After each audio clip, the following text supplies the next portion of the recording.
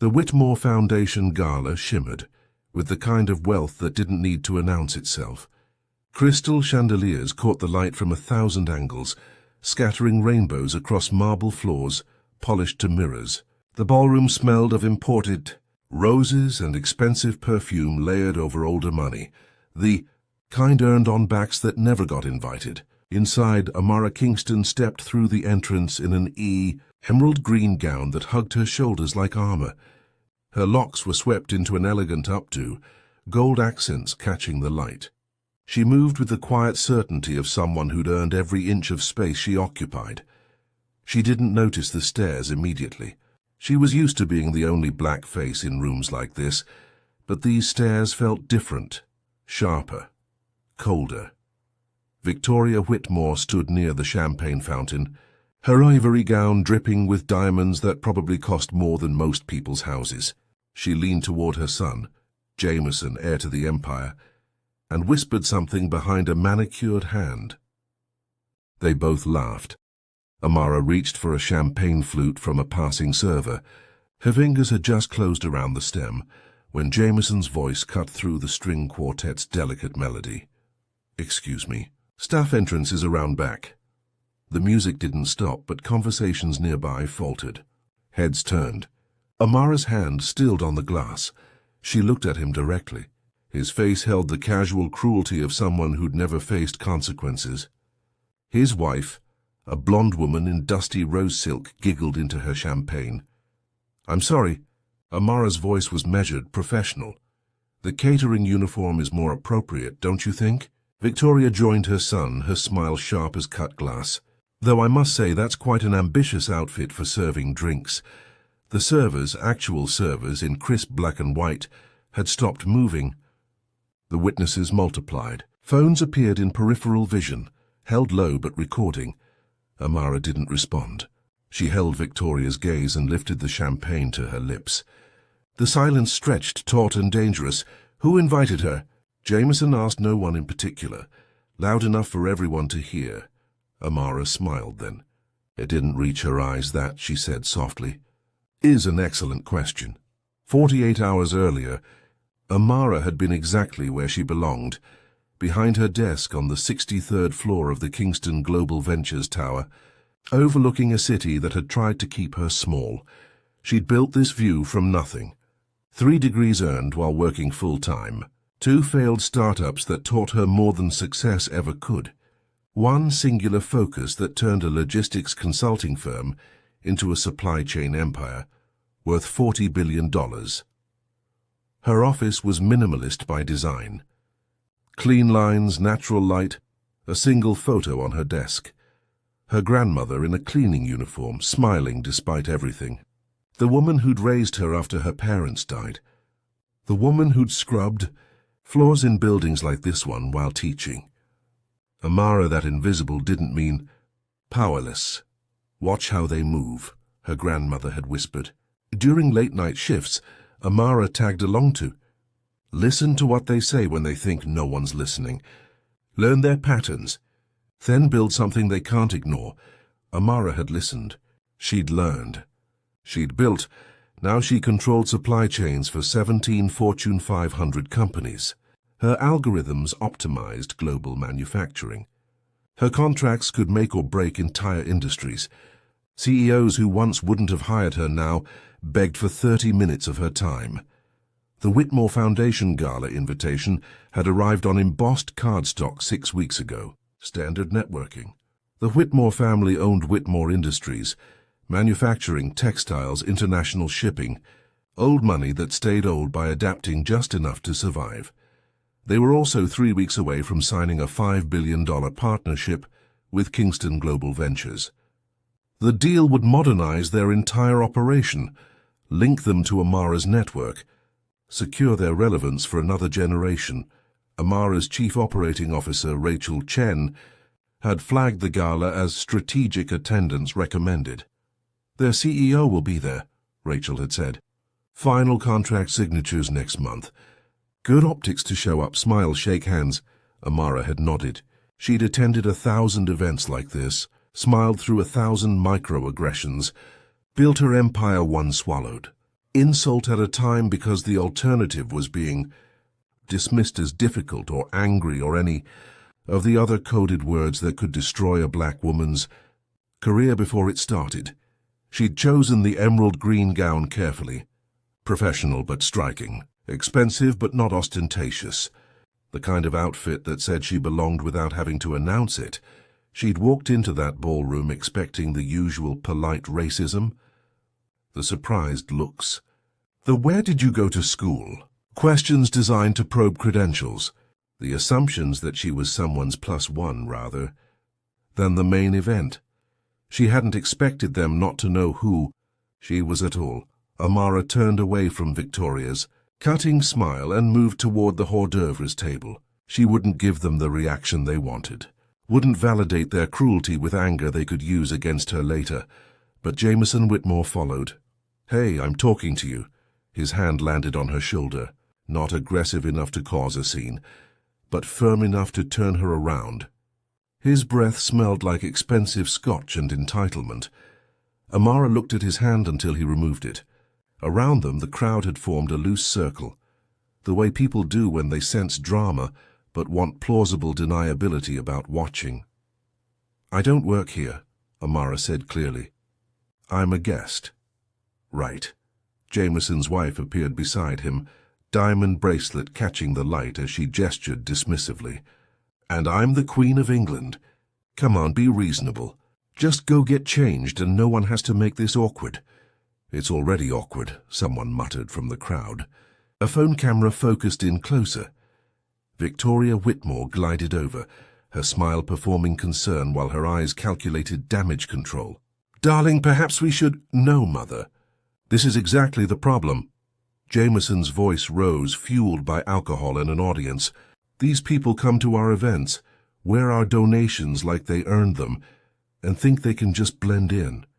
It's disrespectful." The phrase "these people" hung in the air like smoke. Amara felt the familiar heat rising in her chest, the same fire her grandmother had taught her to bank down, to channel into cold strategy rather than hot response. Because an angry black woman was dismissed, but a calculating one was dangerous. "I think there's been a misunderstanding," Amara said, her voice carrying across the suddenly silent ballroom. "I'm Dr. Amara Kingston, CEO of Kingston Global Ventures. I was invited." Victoria's face went through a series of micro-expressions. Confusion, disbelief, the beginning of recognition. But Jameson was too drunk or too arrogant to notice his mother's shift. "Sure you are. And You're about to make a very expensive mistake," Amara interrupted quietly. "I suggest you stop talking. Are you threatening me?" Jameson stepped closer, invading her space with the confidence of someone who'd never been held accountable for anything.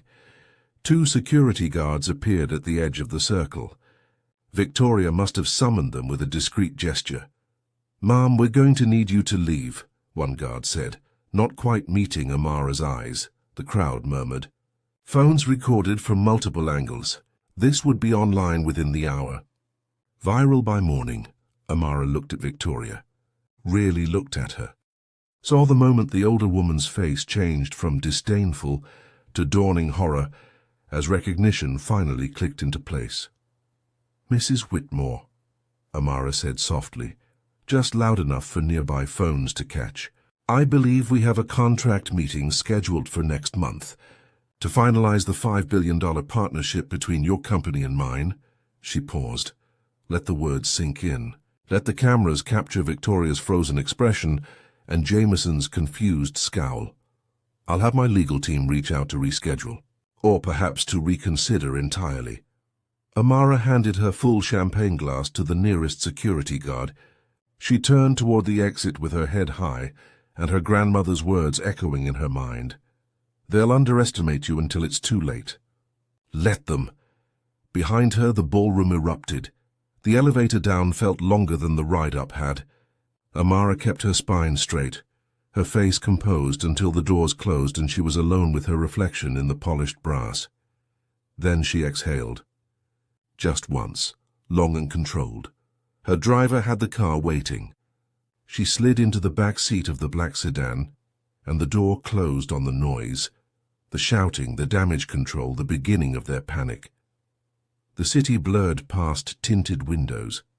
Chicago at night, all light and shadow and endless hustle. She'd built her empire here block by block, contract by contract, proving herself over and over in rooms that didn't want her. Her phone vibrated. 47 messages. Rachel had seen the video. Someone had posted it already. Her legal team was standing by. Her PR director wanted an emergency call. Amara silenced the phone. She thought about her grandmother's hands, cracked and rough from decades of cleaning solution and hard scrubbing. Those hands had braided her hair every morning before school, had signed the loan papers that helped pay for her first degree, had held hers during the late stages of cancer while whispering, "Don't you dare make yourself small for them." The leather briefcase on the seat beside her held the Whitmore contract, unsigned, provisional, contingent on final due diligence that had come back clean 3 days ago. $5 billion. The deal would have made Whitmore Industries relevant for another generation, would have modernized their manufacturing, linked them to her global network, secured their survival in a market that was leaving legacy. Companies behind, they needed her more than she needed them. That calculation had just shifted from business strategy to something far more personal. Amara picked up her phone, opened the video that was already trending, watched herself stay calm while Jameson Whitmore called her these people, watched Victoria's face when recognition hit too late, watched security move toward her like she was a threat instead of the solution to their company's existential crisis. She saved the video to 3 separate drives. Then she opened a new message to Rachel. "Clear my morning schedule. Emergency board meeting at 7 a.m. Whitmore contract is under review." The response came immediately. "About damn time." Amara almost smiled. Almost. Sleep didn't come. Amara stood in her apartment's floor-to-ceiling windows, watching the city breathe below.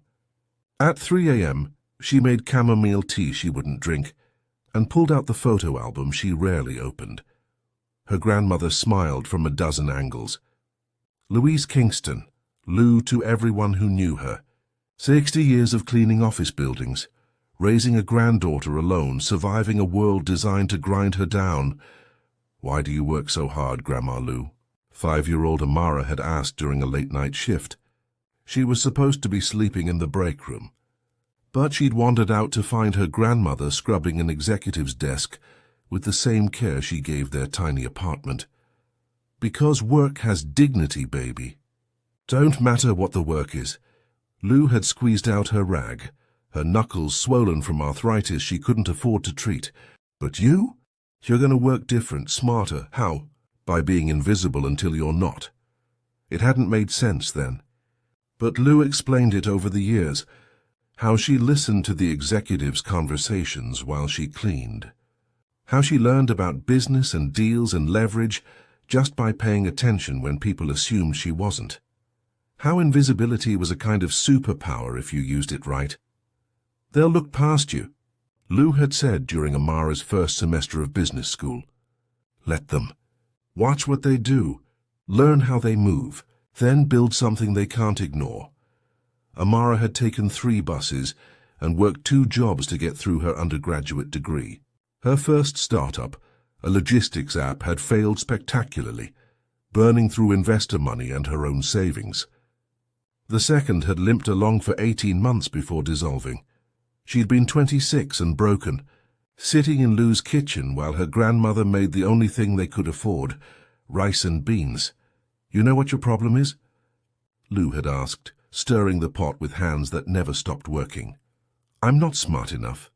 Not connected enough. Not..." "You're trying to play their game." Lou had sat down heavily, her body already showing signs of the cancer they didn't know about yet. "Stop trying to fit into their systems. Build your own."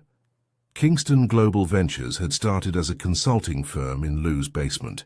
Just Amara, a laptop and an algorithm she'd developed for optimizing supply chains. Her insight was simple. Most companies were hemorrhaging money on inefficient logistics, but couldn't see it because they'd always done it that way. She didn't pitch herself as a disruptor. She pitched herself as someone who could save them money, who could make their operations leaner, faster, better, who could solve problems they didn't realize they had. The companies were mostly run by white men who liked the idea of discovering a young black woman they could mentor. She let them think that, let them underestimate her while she rewrote their entire operational infrastructure. 3 years later, she'd built a network. 5 years later, she'd gone public. 8 years later, she controlled supply chains that could make or break international manufacturing.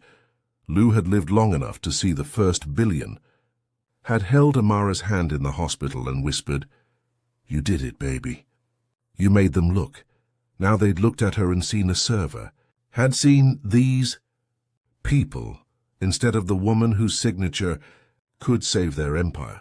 Amara closed the photo album.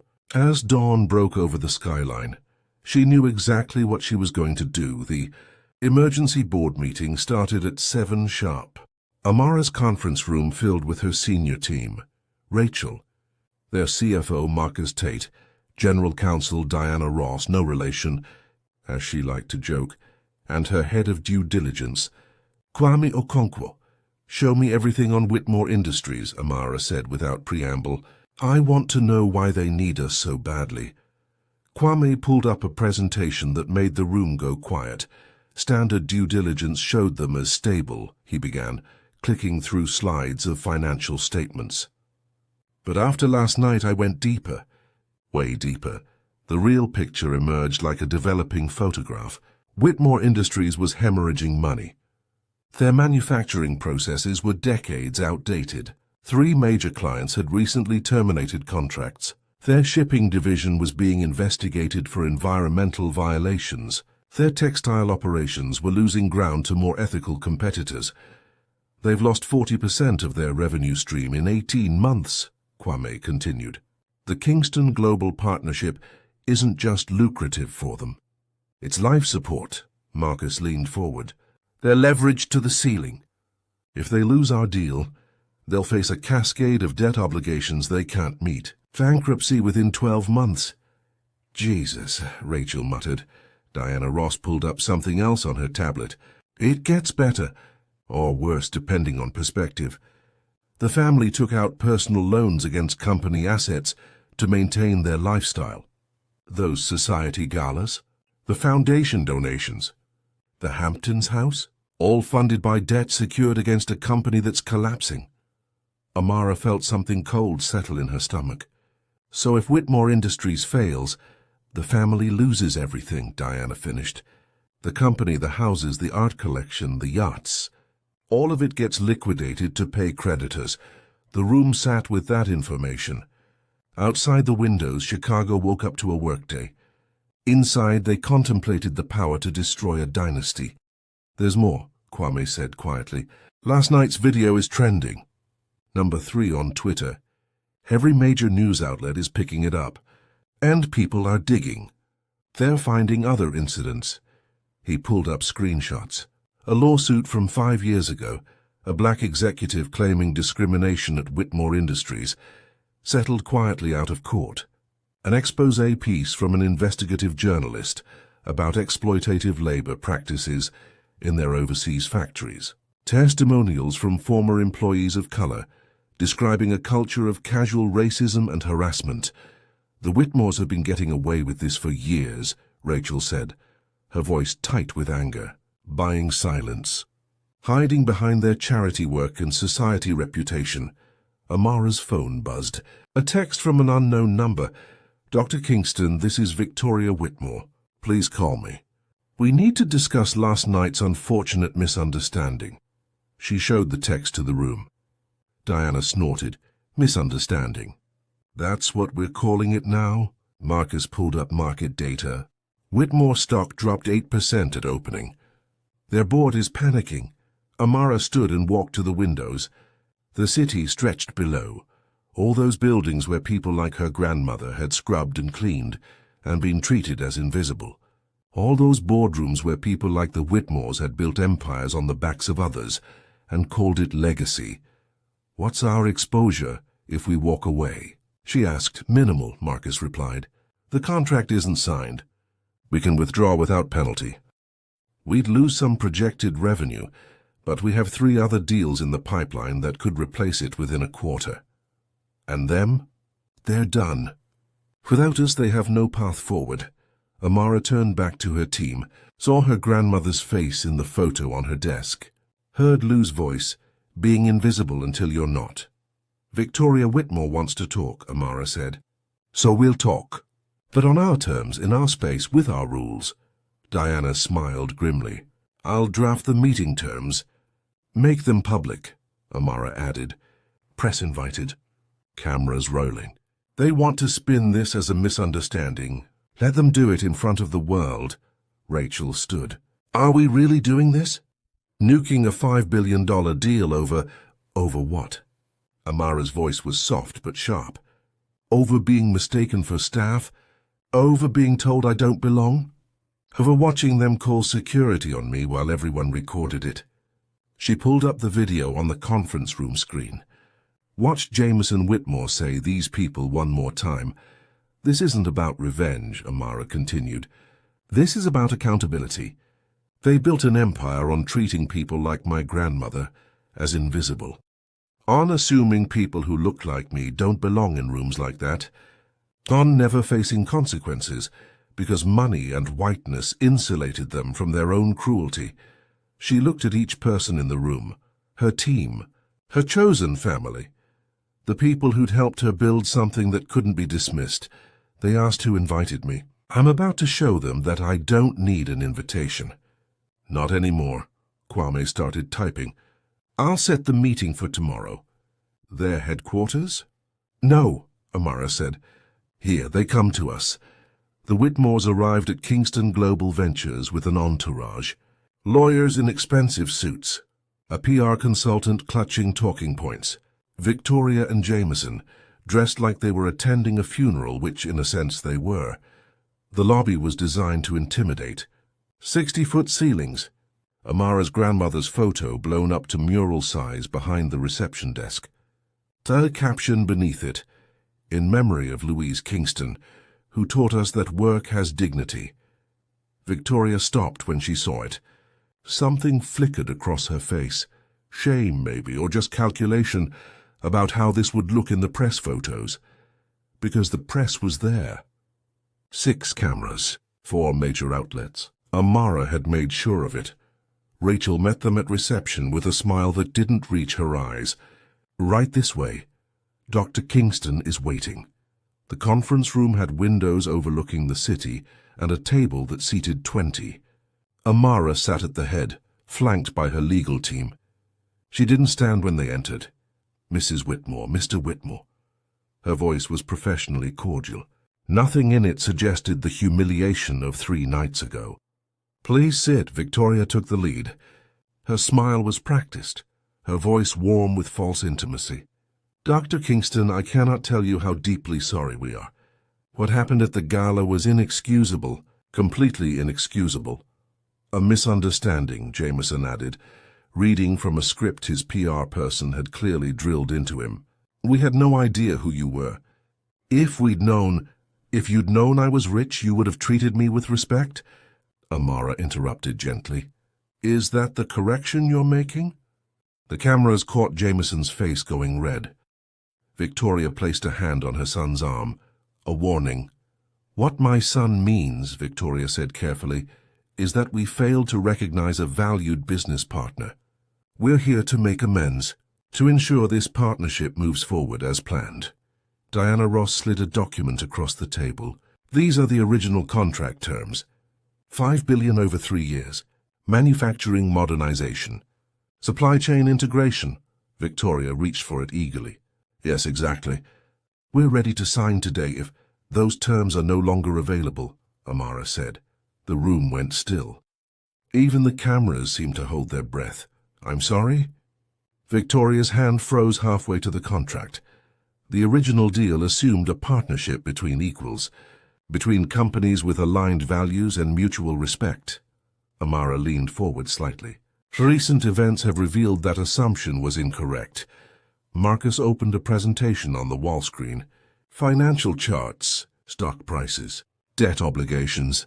The Whitmore's carefully hidden desperation laid bare in color-coded graphs. You need us more than we need you, Amara continued. So the terms have changed. If you want to proceed, we can discuss a revised agreement, one with additional accountability measures. Ethics compliance, independent oversight. Victoria's mask cracked. You can't be serious. Our companies have been negotiating for 8 months. We have agreements in principle. Our board has approved. Your board is panicking because your stock dropped 12% this week. Because 3 more clients terminated contracts yesterday. Because the video of your son calling me these people has 40 million views and counting. Amara stood. The power dynamic in the room shifted visibly. You came here expecting me to accept an apology and move on. To prioritize profit over principle. To be grateful you're willing to work with me despite my inconvenient blackness.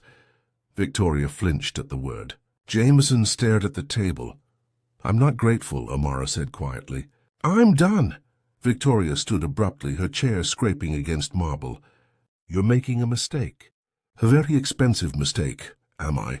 Amara remained calm, unmoved. We have resources you can't imagine, connections, influence. Victoria's voice hardened, dropping the pretense of warmth. 1 phone call and I can make your company persona non grata in every major market. The Whitmore name still means something. It means entitled cruelty, Rachel said from her position by the door. It means exploited labor. It means 40 years of discrimination settlements buried in legal fine print. Jameson shot to his feet. You can't prove... We can prove all of it, Diana interrupted, sliding another folder across the table. That's 3 years of investigative work. Labor violations, environmental crimes, discrimination cases, all documented, all ready to file with regulatory agencies and released to media. The Whitmore's lead attorney grabbed the folder. His face went pale as he flipped through pages. This is extortion, Victoria hissed. No, Amara corrected. This is consequence. You asked who invited me to your gala. The answer is you did. You invited me into a partnership, into your business, into a position to actually see what you've built your empire on. She walked around the table until she stood directly across from Victoria. The cameras captured every word. I could have signed that contract, taken your money, looked the other way like everyone else has. But my grandmother didn't scrub floors for 60 years, so I could sell out the next generation for a profit margin. So what now? Victoria's voice shook with barely contained rage. You destroy us, ruin us. I don't have to destroy you, Amara said softly. You did that yourselves. I'm just removing the life raft you thought I'd provide. She nodded to Rachel, who opened the conference room doors. Security waited outside. This meeting is over. My legal team will be in touch regarding the withdrawal of our partnership offer. You'll receive official notice within the hour. Victoria didn't move. Her mind was clearly calculating, searching for leverage, finding none. You'll regret this, she said finally. When the dust settles and you realize what you've lost, I'm not the one losing, Amara replied. Your company files for bankruptcy in 8 to 10 months without our deal. Your family assets get liquidated to pay creditors. Your name becomes a case study in how not to build a legacy. She turned toward the windows, dismissing them with her posture. But here's what I'm going to do instead of destroying you. I'm going to build something better. With companies that share my values. With leaders who understand that dignity isn't negotiable. With a supply chain that doesn't require exploiting people who look like my grandmother. Amara looked back at Victoria one last time. You asked who invited me. No one did. I invited myself. To rooms, to tables, to conversations that shape the future. And I'm not leaving. But you are. The Whitmores walked out in silence, their lawyers scrambling. Their PR consultant already on her phone doing damage control, that wouldn't matter. The cameras kept rolling as Amara stood at the windows, watching the city sprawl below. She felt Rachel's hand on her shoulder. Marcus nodding approval. Diana already drafting press releases. Her phone buzzed. A text from an unknown number. You just ended us. I hope you can live with that. Amara deleted it. Then she opened her calendar. She had work to do. The real battle was just beginning. The backlash arrived like a flood. By morning, the think pieces appeared. Did CEO go too far in billion-dollar revenge play? The Wall Street Journal framed her as vindictive. Bloomberg questioned her judgment. Fox Business brought on experts who suggested she was being too sensitive, playing the race card, damaging her own shareholders' interests for personal vendetta. Industry colleagues who'd praised her in private suddenly went silent in public. LinkedIn messages dried up. Conference invitations got quietly rescinded. Old white men who'd built empires on handshake deals and mutual back-scratching closed ranks. The code words appeared everywhere. Difficult, emotional, aggressive, unprofessional. Never the real words, right, principled, powerful, uncompromising. Amara sat in her office at 3 a.m., the city lights blurring through tears she wouldn't let fall during business hours. Her phone showed text threads full of support from other CEOs of color, from women who'd faced similar moments, from people who understood the weight she carried, but the public narrative was shifting against her. Wall Street didn't care about dignity. It cared about profit. And she'd just walked away from $5 billion over what they called a social issue. She pulled up the video again, watched herself stay calm while Jameson sneered, watched Victoria's casual cruelty, watched security treat her like a threat. Then she read the comments. Thousands of them. Half supported her. Half called her everything the professional outlets couldn't say directly. Her grandmother's photo stared at her from the desk. Lou's weathered face smiling despite 60 years of being invisible to people like the Whitmores. They'll call you angry until you prove you're dangerous, Lou had whispered near the end, when cancer had stolen her voice, but not her fire. Don't let them make you small, baby. Not ever. But God, it was exhausting being dangerous. Being the one who stood up when standing up meant standing alone. Amara's phone rang. Rachel, don't read the comments, her COO said without preamble. Too late. The board wants an emergency meeting. Marcus says 2 shareholders are pushing for a vote of no confidence. Amara closed her eyes. When? Tomorrow? I'm sorry, Amara. This is expected, Amara finished. It's exactly what they do when we refuse to play their game. She hung up and stood at the windows. The doubt crept in the way it always did at 3 a.m. when the armor came off. Maybe she'd gone too far. Maybe she should have taken the apology, signed the deal, used her position to reform from the inside. Maybe she'd just destroyed everything she'd built over pride. Her phone buzzed again. A text from an unknown number. Thank you, that was all it said. But attached was a screenshot from Twitter. A young black woman in a business suit, standing in front of what looked like her first office. The caption read, "Because of Dr. Kingston, I know I don't have to accept being treated as less than. Building my own empire on my own terms." Amara saved the screenshot. Then another appeared. And another. Stories from people she'd never met, saying she'd given them permission to stand firm, to not settle, to believe they belonged everywhere. She thought of Lou again. So of all those years scrubbing floors so Amara could build something bigger. This was bigger, even if it cost her everything. The board meeting started tense. 12 faces around her conference table, some supportive, some calculating, all worried about the 15% stock drop since the Whitmore situation exploded. Gerald Hansen, her largest shareholder, led the opposition. White hair, expensive suit, the kind of man who'd built his fortune in the 90s when regulations were looser and diversity was optional. Dr. Kingston, we respect your principles, but this company has a fiduciary responsibility to shareholders. Walking away from a $5 billion deal over a personal slight, racial discrimination. Rachel interrupted coldly. Let's call it what it was. Gerald waved a dismissive hand. Regardless of terminology, the financial impact is undeniable.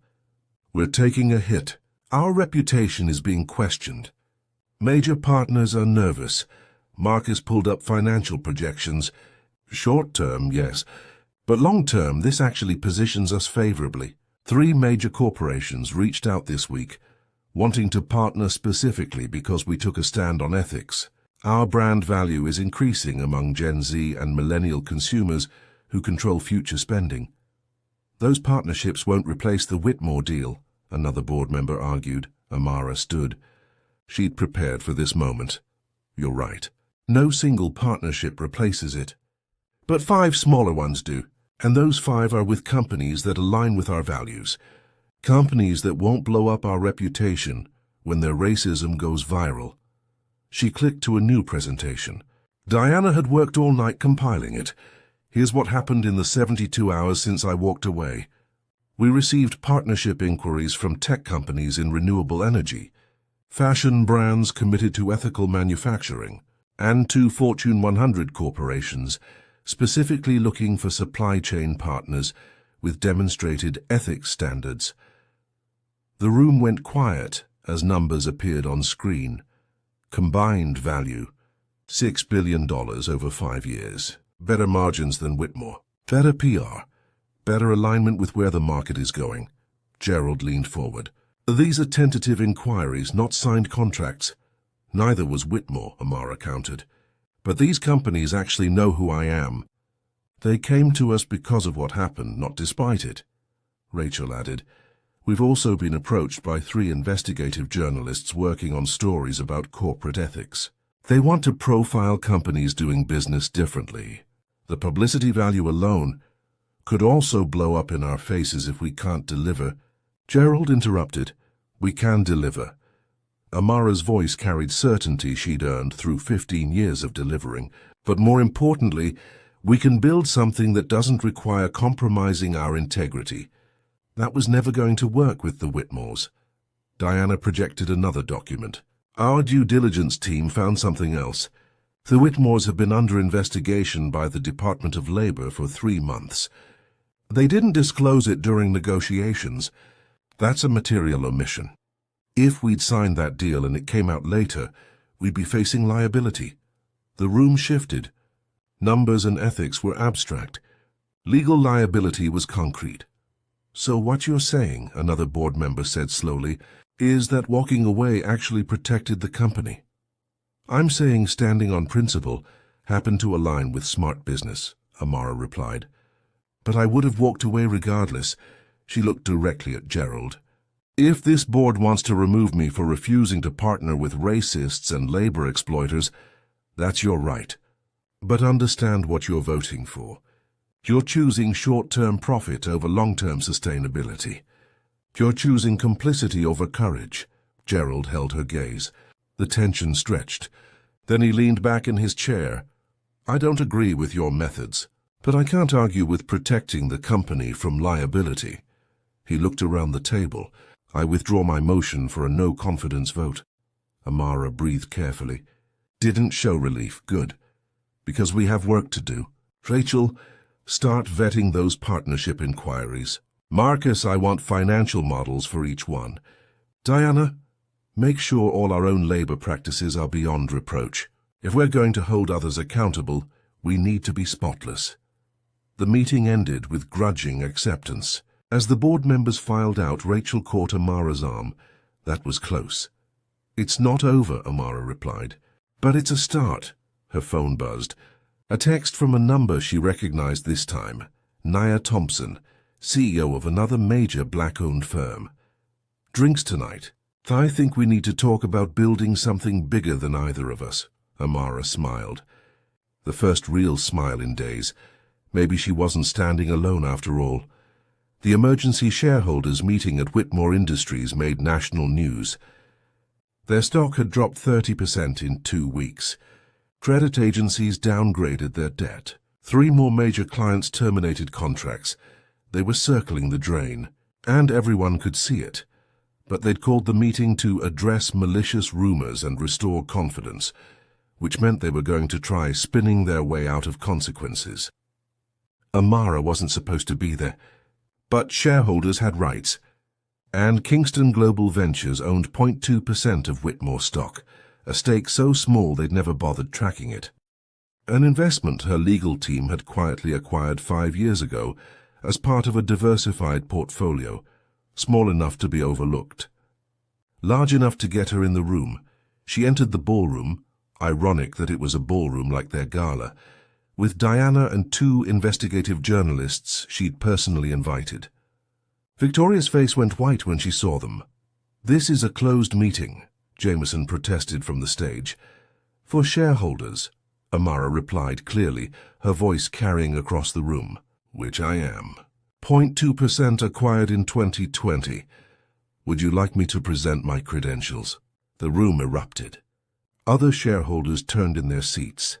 Cameras focused in. The moderator frantically checked his list and confirmed what Amara already knew. She had every legal right to be there. Victoria recovered first, forcing a smile.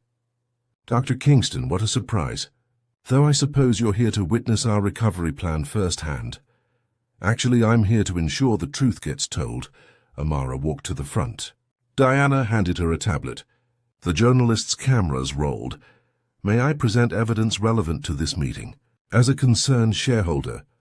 The moderator looked panicked, but legally he couldn't refuse. "You have 3 minutes." Amara projected a document on the screen.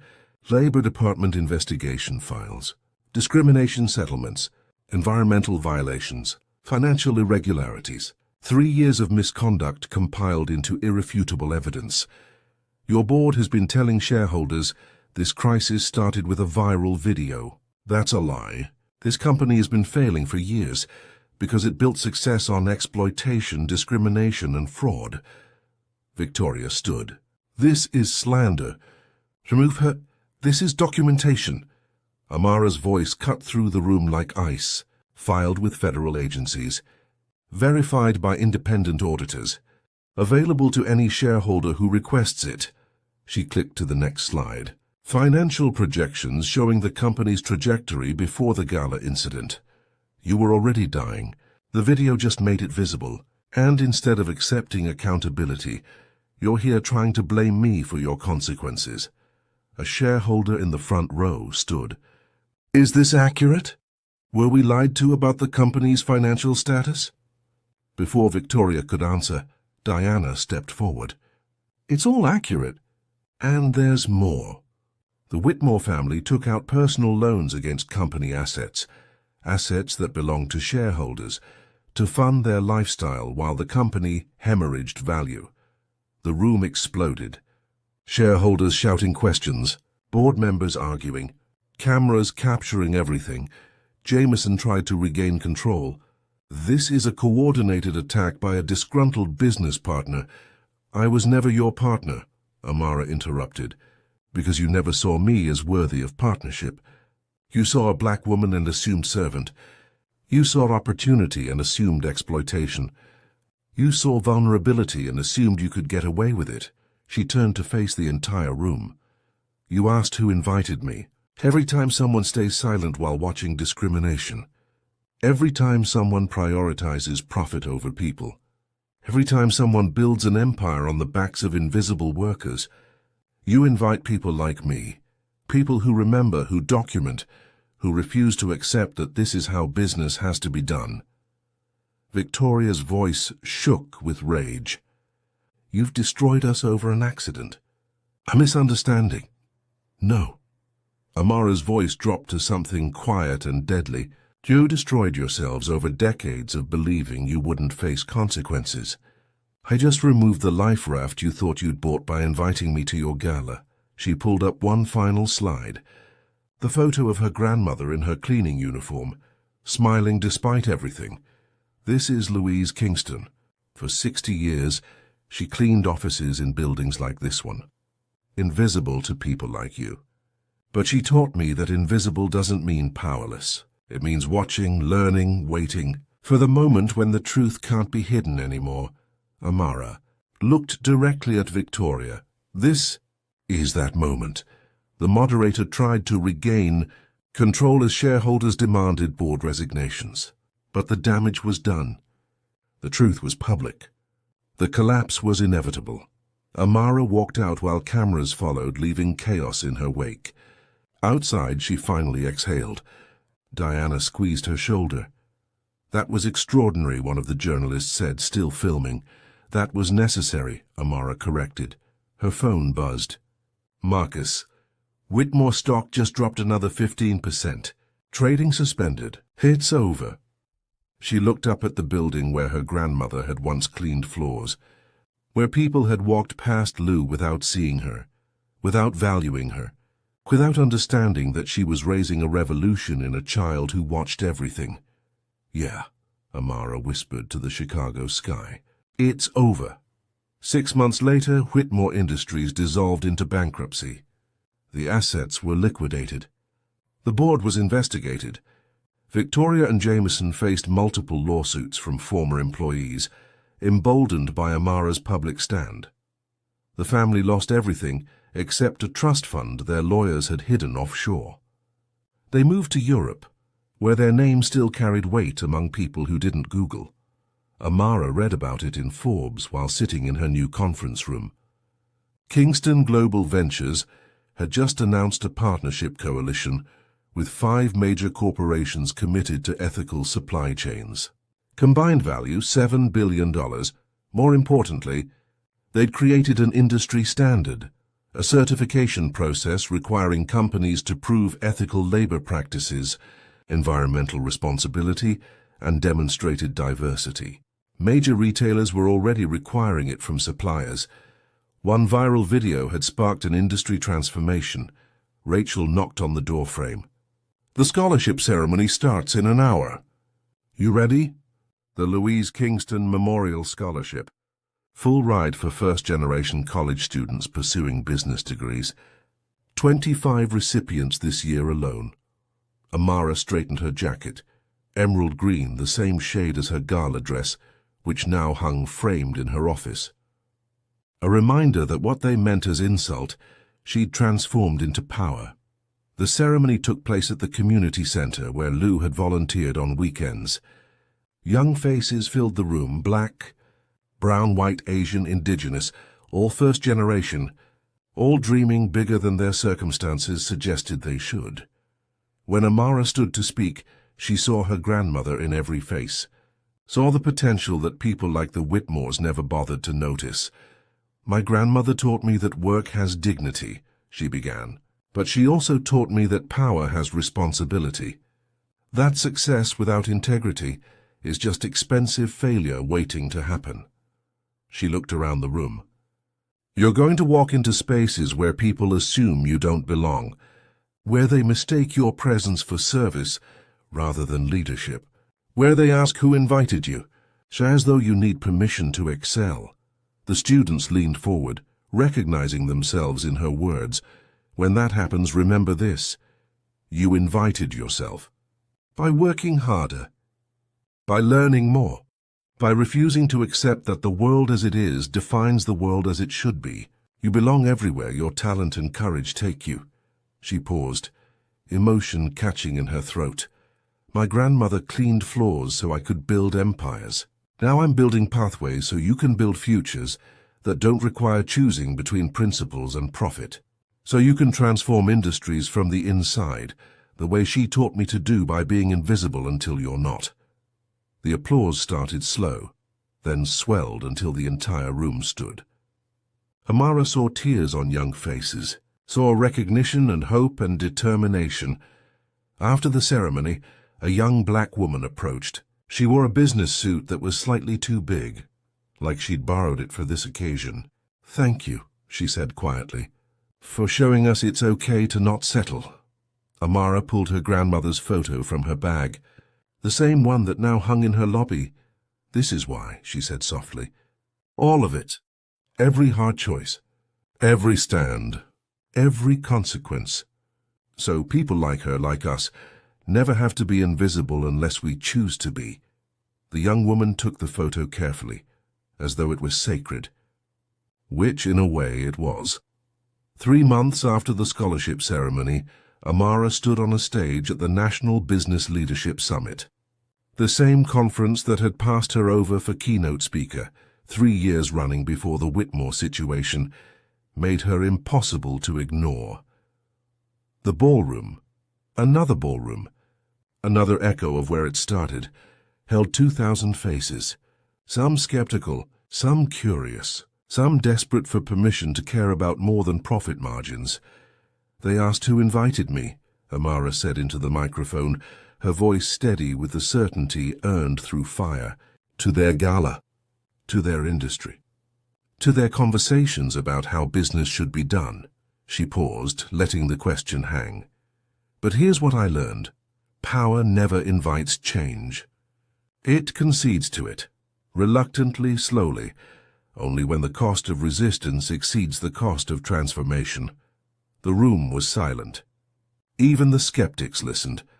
My grandmother spent 60 years being invisible to people who built empires on her labor. She taught me that invisibility is temporary if you use it wisely. That watching teaches more than speaking. That the moment to act isn't when you're invited. It's when silence becomes complicity. Amara looked out at the sea of faces, saw herself in the young professionals taking notes, saw her grandmother in the older generation beginning to understand. I didn't destroy the Whitmores. They destroyed themselves by building success on exploitation and cruelty. I just refused to be the life raft that let them continue. I chose principle over profit, dignity over deals, and the long game over short-term gain. She smiled then, not with bitterness, but with the quiet power of someone who'd walked through fire and emerged transformed. So when they ask who invited you, to rooms, tables, conversations that shape our world, here's your answer. You invited yourself. By being excellent when they expected mediocre. By standing firm when they demanded you bend. By building something so undeniable that their gatekeeping becomes irrelevant. The applause started before she finished, but Amara raised her hand, asking for silence. One more thing needed saying. Change is expensive. Standing on principle costs opportunities, relationships, comfort. But compromise costs something more precious, the piece of yourself you can never get back. The dignity my grandmother fought to give me. Her voice softened, carrying the weight of ancestors and future generations. They'll look past you until you make them look at you. They'll dismiss you until your absence becomes too costly. They'll underestimate you until the moment they realize their entire empire depends on your signature.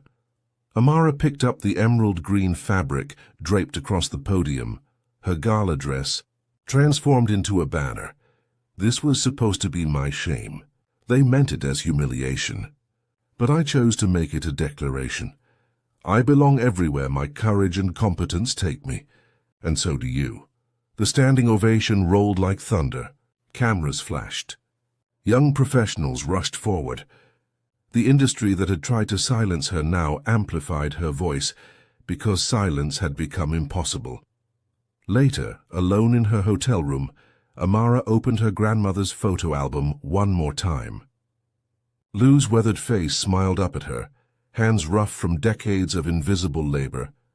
I did it, Grandma, she whispered. I made them look. Outside her window, the city sparkled with possibility. Tomorrow she'd wake up and continue building. Pathways, partnerships, power structures that recognized dignity as non-negotiable. But tonight, she allowed herself this quiet moment. This space to feel the weight lifted and the responsibility accepted. She'd been invited nowhere. She'd earned everything, and that made all the difference.